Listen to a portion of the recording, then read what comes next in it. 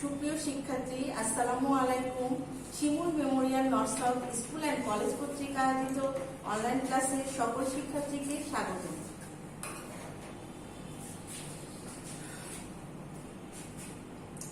আজকে আমরা দশম শ্রেণীর গার্হস্থ্য বিজ্ঞান ক্লাসে চলে এসেছি।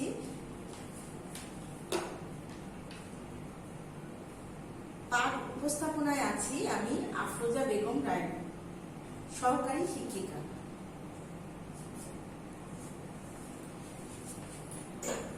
আজকে আমাদের যে ক্লাসটা হবে সেটা হচ্ছে দশম অধ্যায়ের খাদ্যের কাজ ও উপাদান। এর পূর্ববর্তী পাঠগুলো আমরা ক্লাস করেছি। আজকে যে পাঠটা আছে সেটা হচ্ছে 10 থেকে 12।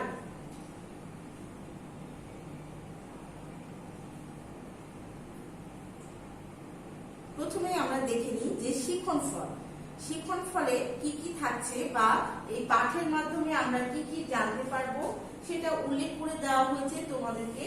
যে খনিজ লবণ ও পানির উৎস ও কার্যকারিতা সম্পর্কে জানতে পারবে এবং এদের অভাবজনিত যে রোগগুলো হয় সেটা আমরা আজকে চিহ্নিত করতে পারবো।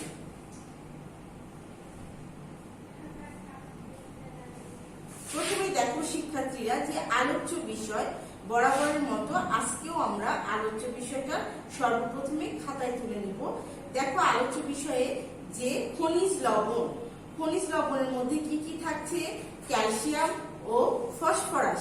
তাহলে আমরা কি জানতে পারলাম যে খনিজ লবণের মধ্যে থাকছে ক্যালসিয়াম ও ফসফরাস। খাদ্য, এই ক্যালসিয়াম ও ফসফরাসের খাদ্য, উৎস, কাজ, অভাবজনিত অবস্থা। তাহলে আমরা আজকে এই ক্যালসিয়াম ফসফরাসের খাদ্য, উৎস, কাজ এবং অভাবজনিত অবস্থাগুলো জানবো। নিচে দেখো যে লৌহ ও আয়োডিন, এই লৌহ ও আয়োডিনেরও আমরা খাদ্য, উৎস, কাজ, অভাবজনিত অবস্থা জানতে পারবো। এখানে দেওয়া আছে পানিতে কি বলা হয়েছে, যে পানির যে খাদ্য, উৎস, কাজ এবং অভাবজনিত অবস্থা রয়েছে এবং ডিহাইড্রেশন এর কারণ ও লক্ষণটাও আমরা জানবো আজকে। প্রথমে দেখো যে খনিজ লবণকে এখানে কি বলা হয়েছে, যে পরিমাপের মাপকাঠিতে এদেরকে কয় ভাগে ভাগ করা হয়, 2 ভাগে। তাহলে আমরা কি জানলাম যে পরিমাপের ভিত্তিতে খনিজ লবণকে 2 ভাগে ভাগ করা হয়। প্রথমটা কি বলা হয়েছে দেখো, প্রধান খনিজ লবণ এবং দ্বিতীয়টা হচ্ছে লেশমৌল খনিজ লবণ। তার আমরা আজকে জানতে পারলাম যে খনিজ লবণকে 2 ভাগে ভাগ করা হয়, প্রধান খনিজ লবণ ও লেশমৌল খনিজ লবণ। এবং এই খনিজ লবণের যে কাজ রয়েছে সেটা আমি নিচে তুলে ধরেছি। দেখো প্রথমে কি বলা হয়েছে, যে কঠিন কোষকলা গঠন করে, নরম কোষকলা গঠন করে, অক্সিজেন বহন করে।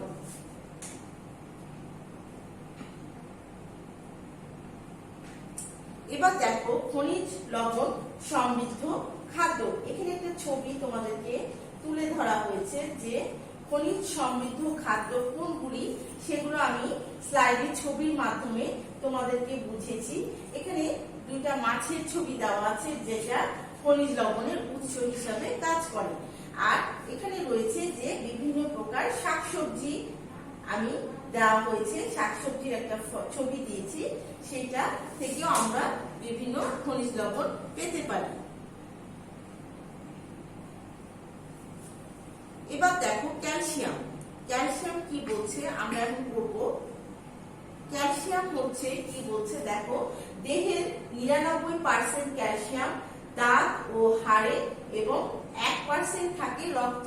তাহলে আমরা কি জানতে পারলাম, যে দেহের যে 99% ক্যালসিয়ামের থাকে একটা মানব দেহে, সেটা দাঁত ও হাড়ে 99% থাকে এবং 1% থাকে রক্তে। দেখো এর উৎস দেওয়া হয়েছে, যে প্রাণীজ উৎস ও উদ্ভিজ্জ উৎস। প্রাণীজ উৎসের মধ্যে কি কি পড়ছে, দুধ, দই, ছানা, পনির, এগুলো আমরা প্রাণীজ উৎসের মধ্যে পড়তে পারছি বা জানলাম। আর উদ্ভিজ্জ উৎস কি বলছে দেখো, কলমি শাক, ডাঁটা শাক, লাল শাক, কলমি শাক, ডাঁটা শাক, লাল শাক ইত্যাদি। এবার দেখো যে ক্যালসিয়ামের কাজ। ক্যালসিয়ামের কাজ কি বলছে দেখো, প্রথম পয়েন্টে আছে যে অক্সিজেন বহন করে। আমাদের যে অক্সিজেন আমরা বহন করি সেটা ক্যালসিয়াম আমাদেরকে সাহায্য করে। হাড় ও দাঁত গঠনে সহায়তা করে। আমাদের হাড় এবং দাঁত গঠনে ক্যালসিয়াম কি করছে? সহায়তা করছে। রক্ত জমাট বাঁধার কাজে সাহায্য করে। আমাদের যে রক্ত জমাট বাঁধতে আমরা জমাট বাঁধি বেঁধে থাকি শরীরে, সেটা বাঁধতে ক্যালসিয়াম আমাদেরকে সাহায্য করে। ক্যালসিয়ামের অভাবে কি হয় দেখো, এখানে অভাবের ফল তুলে ধরা হয়েছে। রিকেটস এবং অস্টিওম্যালেশিয়া এই দুটি রোগ আমাদের শরীরে প্রবেশ করে।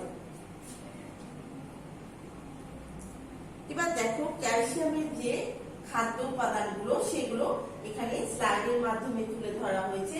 যে বিভিন্ন প্রকার, এখানে দুধ আছে, পনির, ফলমূল, শাক ইত্যাদি, বিভিন্ন মাছ, বাদাম ইত্যাদি থেকে আমরা ক্যালসিয়াম পেয়ে থাকি।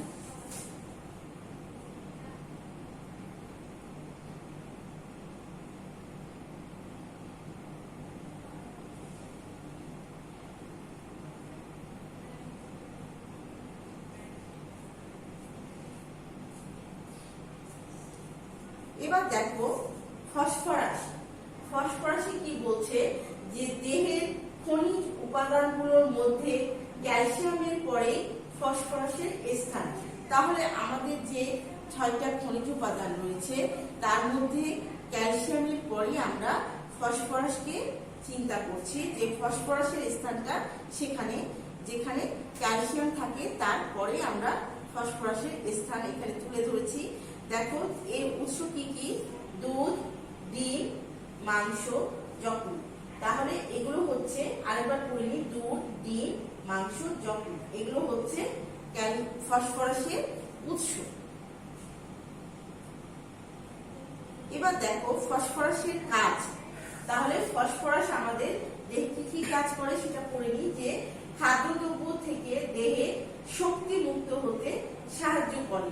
খাদ্যদ্রব্য থেকে দেহের যে শক্তি আমরা যোগাই সেটা মুক্ত হতে আমাদেরকে সাহায্য করে।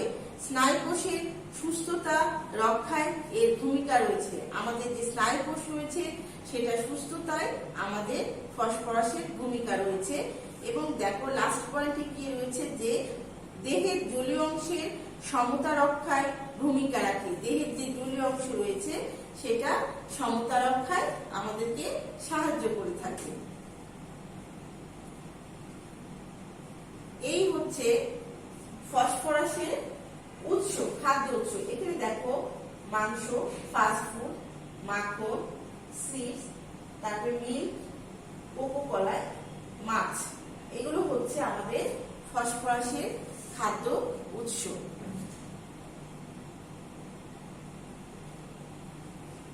এবার দেখো যে লৌহ, লৌহটা কি করছে আমরা এখন পড়ব। প্রথমে আছে যে একজন প্রাপ্তবয়স্ক ব্যক্তির দেহে 3 থেকে 5 গ্রাম লৌহ থাকে। তাহলে আমরা কি জানতে পারলাম আজকে? যে একজন প্রাপ্তবয়স্ক ব্যক্তির দেহে 3 থেকে 5 গ্রাম লৌহ থাকে। এর উৎস কি বলছে দেখো, বৃক্ক, যকৃৎ, দুধে সামান্য পরিমাণে পাওয়া যায়। এবং লৌহের কাজ কি বলছে দেখো, রক্তে হিমোগ্লোবিন তৈরির জন্য লৌহ প্রয়োজন। রক্তের যে হিমোগ্লোবিনের পরিমাণ রয়েছে মানব দেহে সেটার জন্য আমাদের লৌহের প্রয়োজন রয়েছে। এবার দেখো কিছু কিছু এনজাইমের কাজেও কি করে, লৌহ আমাদেরকে সাহায্য করে। তাহলে আমরা কি জানলাম যে কিছু কিছু এনজাইম যেগুলো রয়েছে সেগুলোতে লৌহ আমাদেরকে সাহায্য করে। এর অভাবের ফলে কি হয় দেখো, যে খাদ্যে দীর্ঘদিন লৌহের অভাব ঘটলে রক্তে হিমোগ্লোবিনের পরিমাণ কমে যায়।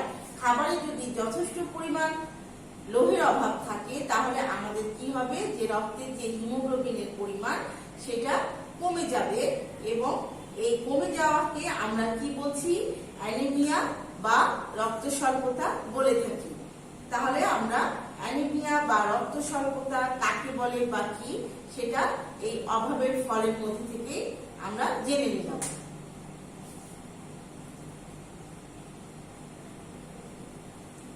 এই হচ্ছে লৌহের খাদ্য উৎসের ছবি। দেখো এখানে বিভিন্ন রকমের ফল, খেজুর, কালোজিরা দেওয়া রয়েছে। এটা হচ্ছে লৌহ যে আমাদের খাদ্য উৎস, সেই খাদ্য উৎসের এই খাবারগুলো থেকে আমরা লৌহ জাতীয় উপাদানগুলো পেয়ে থাকি। এবার দেখো আয়োডিন। আয়োডিন কি বলছে যে মানুষের দেহে আয়োডিনের পরিমাণ 12 থেকে 15 মিলিগ্রাম। তাহলে আমরা কি জানলাম যে মানুষের দেহে যে আয়োডিন রয়েছে সেটা হচ্ছে 12 থেকে 15, এবং এর উৎসগুলো দেখো তুলে ধরা হয়েছে যে সামুদ্রিক মাছ।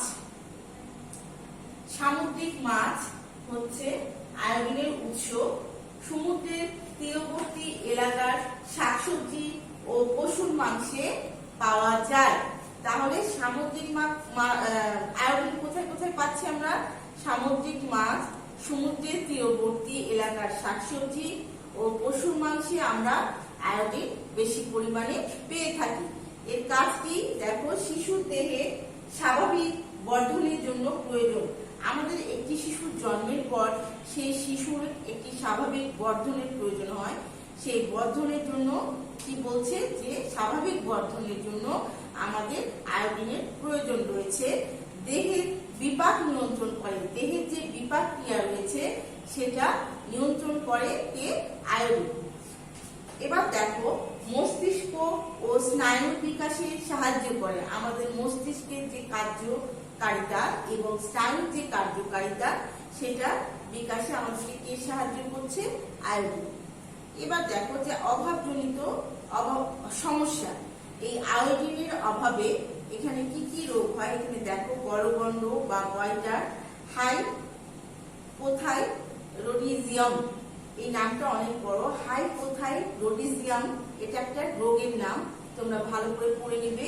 এবং কি বলছে যে গলগণ্ড এবং গয়টার রোগও আমাদের শরীরে দেখা দেয়। আরেকটা লাস্ট রোগ যেটা বলা হয়েছে যে ক্রিটিনিজম, এটাও আমাদের, এই ক্রিটিনিজম রোগটাও আমাদের আয়োডিনের অভাবে হয়ে থাকে। এবার দেখো আয়োডিনের উৎস, খাদ্য উৎসগুলো এখানে ছবির মাধ্যমে তুলে ধরা হয়েছে। দেখো বিভিন্ন প্রকার ফল রয়েছে, কলা, বিট, খেজুর, চেরি, বাদাম, শাকসবজি, মাখন। এগুলো হচ্ছে আমাদের আয়োডিনের উৎস হিসাবে আমাদের শরীরে কাজ করে থাকে।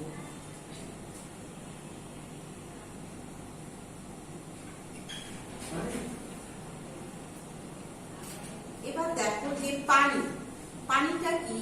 পানি সম্বন্ধে আমরা সবাই পরিচিত আছি যে পানিটা আমাদের কি নিত্য প্রয়োজনীয় একটা খাবার বা পানীয় জাতীয় দ্রব্য, যেটা আমরা সবসময় সকলেই পান করে থাকি। তাহলে পানিটা কি? দেখো মানুষের দেহে 55 থেকে 75% পানি দ্বারা গঠিত। তাহলে আমাদের শরীরের ভেতরে মানুষের দেহটার কি বলছে যে পানির পরিমাণ কত বলছে? 55 থেকে 75%। একজন সুস্থ মানুষের দিনে 6 থেকে 8 গ্লাস পানি প্রয়োজন হয়। একটা সুস্থ স্বাভাবিক মানুষ কি বলছে যে 6 থেকে 8 গ্লাস পানি অবশ্যই আমাদের পান করা উচিত। এবার দেখো যে পানির কাজ, পানির কি কাজ শরীরে সেটা আমি তুলে ধরেছি যে খাদ্য পরিপাক ও শোষণে সাহায্য করে। আমরা যে খাবারটা খেয়ে থাকি সেটা পরিপাক এবং শোষণে কি করে? আমাদেরকে পানি সাহায্য করে। কোষের পুষ্টি উপাদান পরিবহনে সাহায্য করে। কোষের যে পুষ্টি উপাদান রয়েছে সেটার একটা পরিবহন যাত্রা রয়েছে, সেটা আমাদেরকে কি বলছে? এই পরিবহনে আমাদেরকে সহায়তা করছে বা সাহায্য করছে। কোষ্ঠকাঠিন্য রোধ করে। কোষ্ঠকাঠিন্য তোমরা সকলেই জানো যে একটি রোগের নাম। এটা একটা রোগ যা মানব দেহকে আক্রান্ত করে। এই রোগটা কি করে? প্রতিরোধ করতে আমাদেরকে সহায়তা করে কে? পানি। এবার দেখো পানি বলতে যে শুধু খাবার পানিকেই বোঝায় তা নয়, পানি বলতে অনেক কিছু আমাদের এখানে তুলে ধরেছি আমি। এখানে দেখো, এখানে ডাবের পানির ছবি দেওয়া হয়েছে, এমনি নরমাল পানি, চা, লেবু পানি, এগুলো হচ্ছে পানি জাতীয় দ্রব্য যা আমরা পান করে থাকি। এবার দেখো ডিহাইড্রেশনের কারণগুলো। ডিহাইড্রেশনের কারণ কি সেটা আমি তুলে ধরেছি। দেখো, অতিরিক্ত গরম আবহাওয়া, আর্দ্রতা, ব্যায়াম অথবা জ্বরের কারণে ঘাম বেশি হওয়া। তাহলে আমরা কি জানলাম যে অতিরিক্ত গরম আবহাওয়ায় কি হয়? আর্দ্রতা, ব্যায়াম এবং অথবা জ্বরের কারণে আমাদের কি হয়? বেশি ঘাম হওয়ার সম্ভাবনা থাকে। পর্যাপ্ত পরিমাণে পানি পান করা ডিহাইড্রেশনের কারণের মূল উৎস, মানে মূল যেটা কারণ বলা হয়েছে সেটা হচ্ছে পর্যাপ্ত পানি পান করতে হবে। ডায়রিয়া রোগ হতে পারে, ডায়রিয়া হওয়া, অতিরিক্ত বমি হওয়া, অতিরিক্ত এই ডিহাইড্রেশনের কারণে আমাদের অতিরিক্ত বমিও হতে পারে।